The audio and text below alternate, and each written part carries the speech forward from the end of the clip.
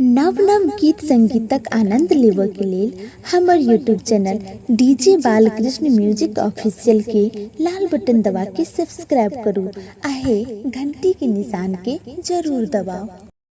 उचरे मंदिरा चढ़ी बैसल रानी राजा से करे था जवाब यो बारह जताना हम गौरी के पोसल अब गौरी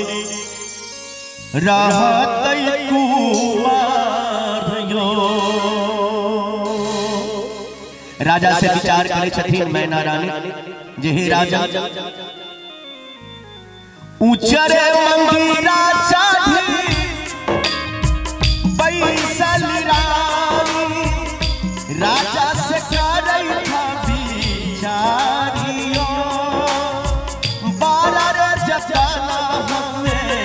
गौरी के पोसल अब गौरी रहत कुमारियो बारह जताना हमें गौरी के पोसल अब गौरी रहत कुमारियो।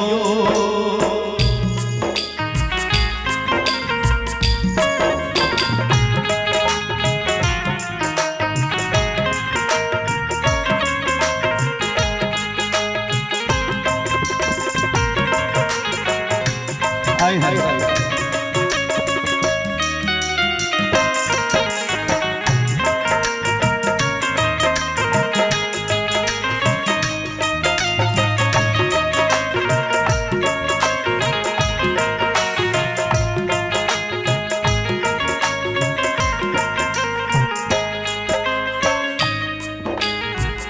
एतबा बचन जे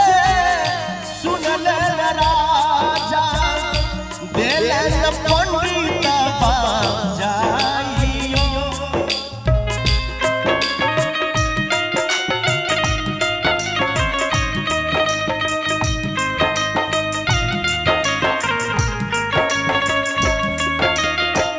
एतबा बचन जब सुनल राजा देलन पंडित बाजाइयो आबोध पंडित बैसहु ठार के देखू विवाह के दिन हो आबोध पंडित बैसहु ठार के देखो विवाह के दिन हो।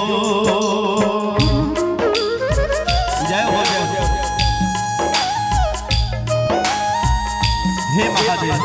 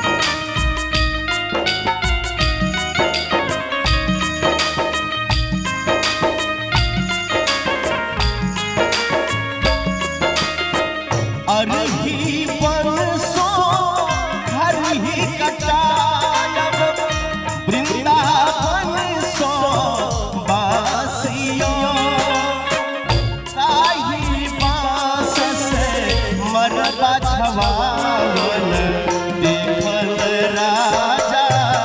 हंसियो ताही बास से मरबा छवावल देखल राजा हंसियो।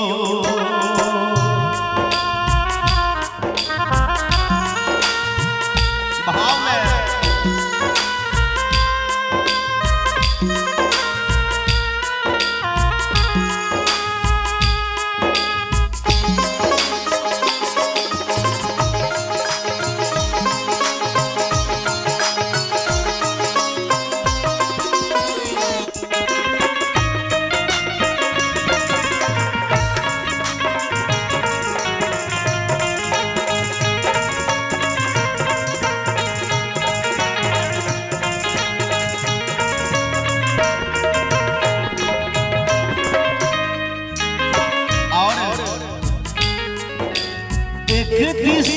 पैसा ऋषि मुनि दल एक दिस कर लोकियो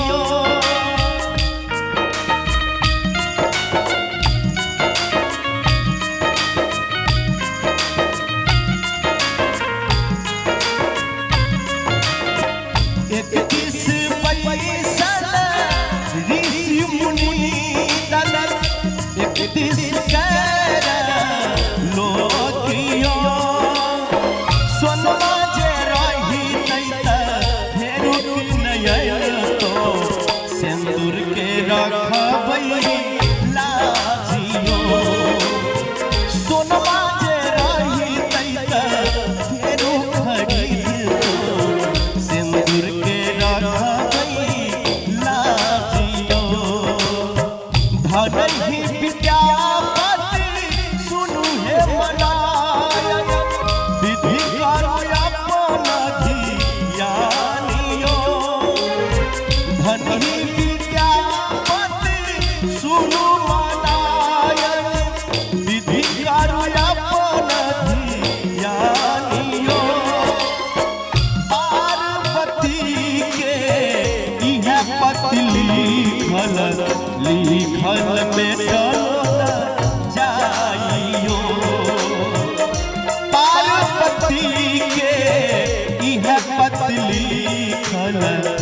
लिखल में जाइयो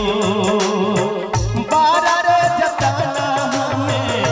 गौरी के पोसल आब गौरी रहती कुमारियो